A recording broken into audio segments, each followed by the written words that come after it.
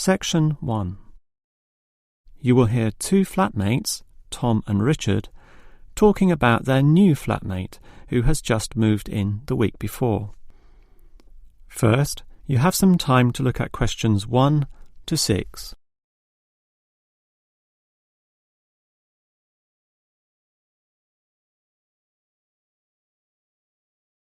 You will see that there is an example that has been done for you. On this occasion only, the conversation relating to this will be played first. Hi, Richard. I'm glad I caught you here. Can I just talk to you about something? Our new flatmate, Anders, is not quite what I had hoped. I was wondering if you shared my concerns about some of his behaviour. The new tenant's name is Anders, so Anders has been written in the space. Now we shall begin. You should answer the questions as you listen, because you will not hear the recording a second time. Now listen carefully and answer questions 1 to 6. Hi, Richard. I'm glad I caught you here. Can I just talk to you about something? Our new flatmate, Anders, is not quite what I had hoped. I was wondering if you shared my concerns about some of his behaviour. Yes, Tom, I know what you mean, but we can't be entirely negative. He has good points. I mean, at least he's quiet. He doesn't play loud music all night or bother others or turn his TV up, disturbing everyone. Sure, he's quiet, but remember our last flatmate? He'd say hi to you and smile and treat everyone politely. In comparison, this new guy is very impolite. He just grunts in reply and sometimes ignores me altogether. I guess that's just his way, just his character. I don't think he realises he's being impolite, and it shouldn't matter to us too much. We can just ignore him too and quietly live our own lives. But his friends are hard to ignore when they visit. I know what you mean, but how often does that happen? I rarely see them, maybe once or twice a month. If they came more often, it might be a problem, but as it is, such rare visits don't matter so much. Wouldn't you say so? Well, I'm not sure, since it's very obvious when they're here because of all the cigarette smoke in the house. It stinks up the place, and you know we don't allow smoking on the premises. Well, I've never seen them doing this. Maybe they do it outside. Perhaps we can talk to Anders about it. Always remember, though, in one respect, he's a good tenant. And it's the most important aspect. The previous flatmate would always pay the rent late. I know what you're going to say. This guy pays promptly.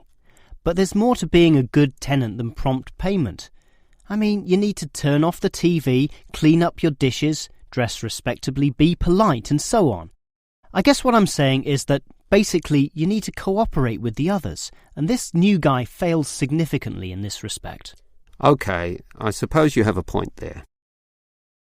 Before you hear the rest of the conversation, you have some time to look at questions 7 to 10.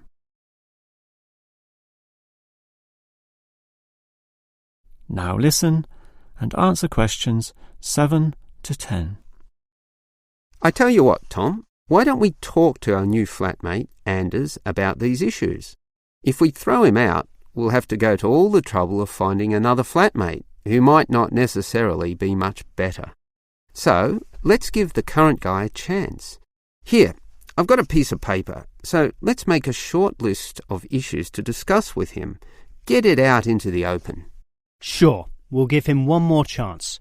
So, write communication, and let's tell him to... Well, we can't change a person's personality overnight. So why don't we have a weekly tenants meeting, and we can just ask him to attend. That way, we can get to know him better. I'll write attend meeting, and we can take it from there. OK, but we have to tell him about his friends. They can't just do whatever they want. Write a heading friends, and then write don't smoke anywhere, inside or outside. Well, instead of being so direct and possibly causing offence, I'll just write follow rules and verbally mention the rules. TV off by 10 p.m, no loud music or bad behaviour, including smoking. OK, do that, but I still think we need to specifically mention that last issue. You know how I can't stand the habit. So I'd like this to be another and separate point. Cigarettes, strictly forbidden. And it's important to include the strictly here. We can't pussyfoot around too much. Sometimes directness is necessary. OK, I'll write that. Forbidden. OK. And what about cleaning duties? Anders is a little too relaxed about that. Dishes are sometimes not washed, dirty teacups are left around the place, and so on. So, right, must do better. Yeah, again, Tom, he might take that personally and it could cause a scene. I'd rather be general. I'll write must be done and I'll tell him that that's for everyone, not just him. OK? OK, as long as he gets the message. That is the end of section 1. You now have half a minute to check your answers.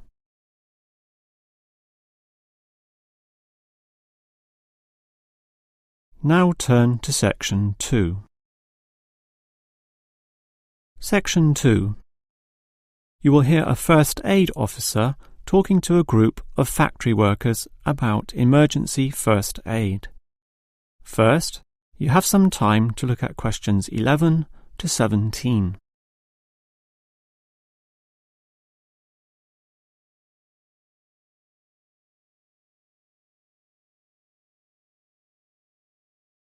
Now listen carefully and answer questions 11 to 17. Hello everyone. Now you know why I'm here. You all work in a factory, and in this environment there always remains a significant possibility of accidents happening, in which case first aid will be necessary. What is first aid? It is the provision of emergency on-site care when an injury occurs, and it is essential for everyone to know, if only simply, the steps which must be followed. There are, of course, minor injuries which may happen, not needing further medical care beyond the intervention of the first aider, but you can never be sure. Thus, the following steps must always be followed. These can be abbreviated to the words Dr. A, B, C. In other words, D, R, A, B, C. The D stands for danger, and that's the first issue to keep in mind. When an accident happens, immediately ascertain that the environment is safe. That, for example, nothing else will fall or break or cause accidents. If you, the first aider, are also injured, the problem is even worse. The R stands for respond. You must then ascertain the best response.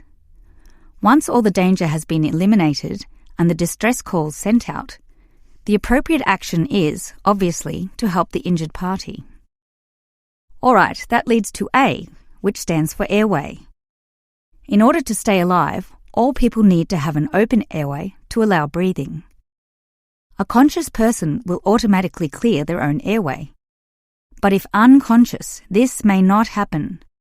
The brain is stopped or hindered from properly directing the body, and, obviously, in the worst case, death can result. For this reason, the injured person is normally put into the recovery position. Placed on the side, tilting the head back and ensuring that there are no blockages in the mouth. To free any such blockages, the back can be slapped or the chest compressed, allowing anything to be spat out. Now that the airway is free, check for B, or breathing. If breathing is not happening or is irregular, the first aider may have to assist with what is technically known as cardiopulmonary resuscitation, or more commonly, CPR. This involves breathing for the patient through mouth-to-mouth contact, while periodically massaging the heart through compressions to the chest. This combination allows blood and oxygen to flow around the body, keeping the patient alive, hopefully until medics, such as doctors, advanced first aiders, or ambulance staff arrive. Before you hear the rest of the talk, you have some time to look at questions 18 to 20.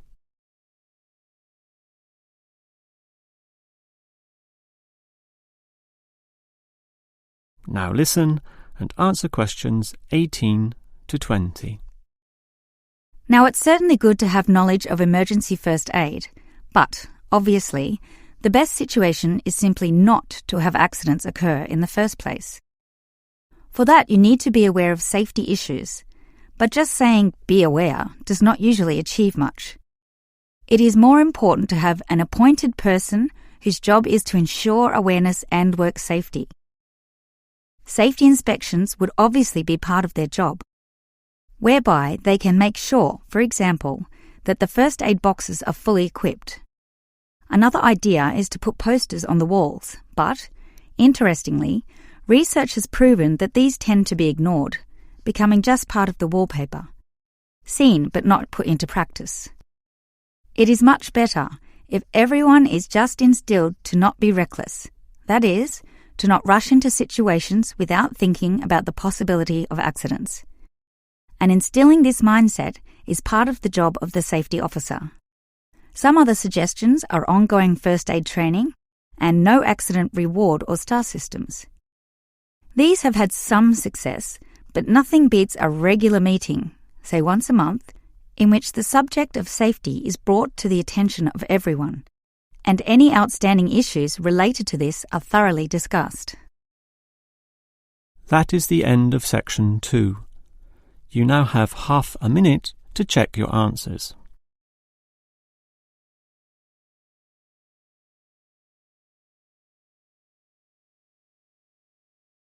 Now turn to section 3.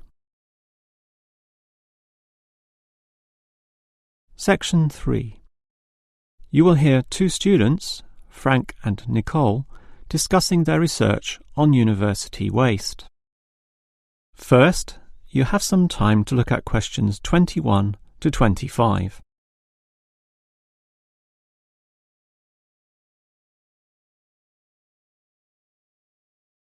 Now listen carefully and answer questions 21 to 25. Hi, Nicole. As you know, we've got to decide on the best ways this university can reduce its waste. You inspected the eastern campus and I did the western buildings. Did you do all the interviews as well? Yes, I interviewed all the staff who made some good observations, and I interviewed some of the students. The students said little that was interesting. They don't seem to care that much. It was the cleaners, surprisingly, who revealed the most relevant facts. That's not surprising to me. They empty all the bins, so they see the waste firsthand, whereas the staff just throw things away without thinking. What item was most commonly disposed of? Well, it really depended on where I interviewed. In the cafeteria precinct, obviously paper plates and cups were thrown away all over the place. There was almost no attempt at recycling. However, across the university in general, it was paper copying that filled up most bins, far more than plastic or other forms of waste. Do people care about this, then? Well, some do, if you can believe them. I must have interviewed about 30% of customers in the cafeteria, and the results were mixed. Out of all the people I interviewed, well over half, maybe about 55% of them, were quite honest about it, telling me that they had little concern. The other fraction, 45%, were more troubled. Yes, but do they do anything about it? Surprisingly, quite a significant percentage do something, even if they aren't particularly concerned. I mean, small things. About 10% bring their own cups to the cafeteria, for example, and at least 1/3 said they use recycling bins. So, in total, it's an equal split between those who do something or those who don't. So why do so many people remain inactive, particularly over an issue they should care about more? I think they do care, and many of them are prepared to do something. Obviously, there's an element of laziness, but I'd say that it's relatively small. If they knew what to do, and if stringent systems existed, or if the importance of this was made clearer to them, I'm sure you'd see a much larger percentage of people actively working towards helping our environment. Well, there's cause for optimism at least. Before you hear the rest of the conversation, you have some time to look at questions 26 to 30.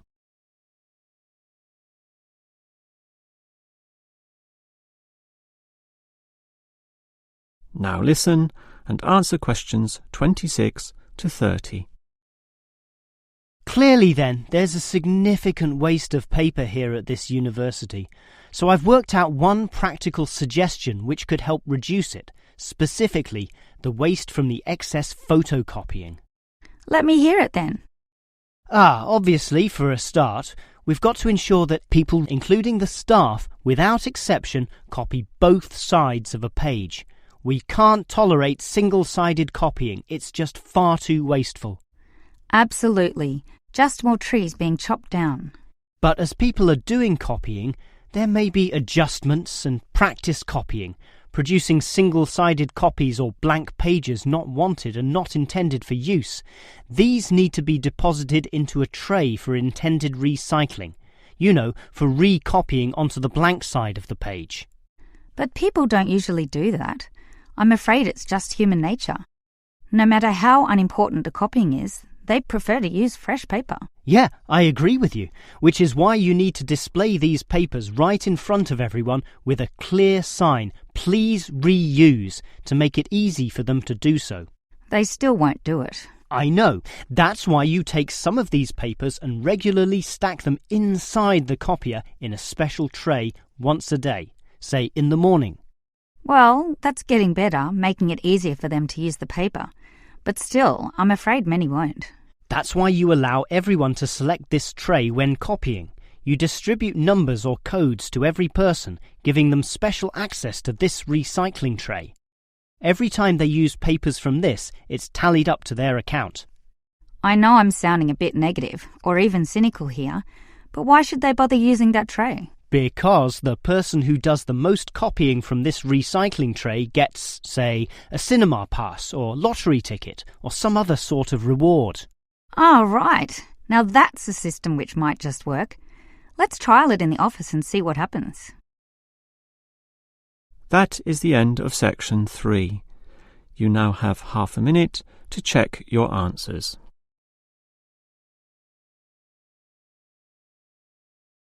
Now turn to section 4. Section 4. You will hear a lecturer discussing techniques for removing carbon dioxide from the atmosphere. First, you have some time to look at questions 31 to 33.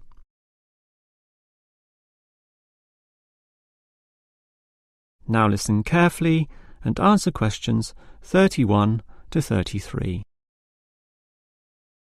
We all know about the role of carbon dioxide in causing global warming. Obviously, society needs to reduce the release of carbon dioxide, otherwise known as CO2. This gas comes from the burning of fossil fuels, such as coal and oil, and it is virtually impossible for society to prevent or even limit such activity. Our need for energy and power is just too great. Instead, a more practical idea is to collect the carbon dioxide from the burning process, for example, directly from the chimneys of power stations, and somehow prevent this gas from being released into the environment. To do that, you need to store it somehow, and that has to be essentially forever. It is perhaps for this reason that many believe that, rather than storing the carbon dioxide as a gas, it is better to react it with metal oxides, such as magnesium or calcium, which results in the formation of a hard carbonate material. The gas is, in effect, turned into a stable and unreactive solid, which can simply be dumped anywhere. This process actually occurs naturally, although very, very slowly, and is one cause of the surface limestone in the world. But this slow reaction speed is the problem. Even when enhancing this process through high temperature and pressure, or pre-treatment of the mineral, it is still far too slow to be economical. One other technique which has been suggested is to pump the gas to the bottom of the ocean, where it would react with compounds in the seawater, forming carbonic acid. However, this alternative has now been ruled out. The CO2 may be removed from the atmosphere, but the high oceanic acidity which would result raises its own set of problems, mostly with all the delicate life and the intricate food chains in the seawater, some on which we ourselves depend, and that's something which no one wants to experiment with. Before you hear the rest of the lecture, you have some time to look at questions 34 to 40.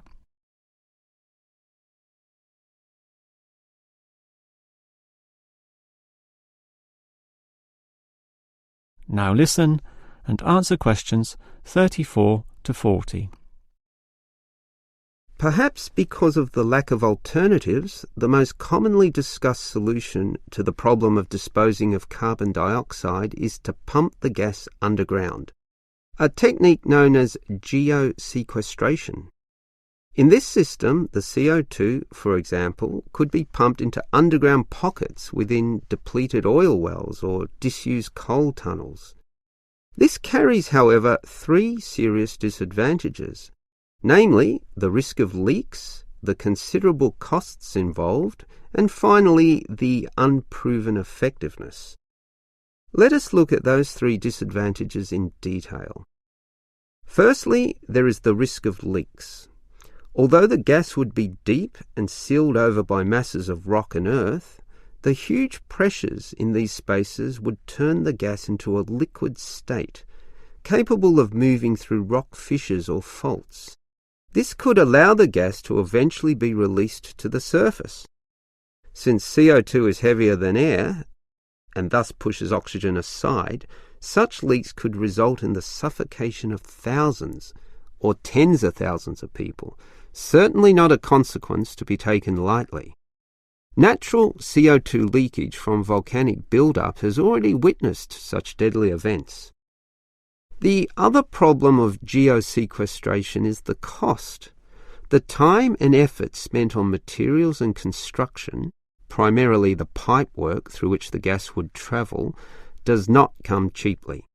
So, if this system were to be implemented in, say, coal-fired power plants, the extra cost would have to be paid by the electricity user, whose bills would almost double as a consequence.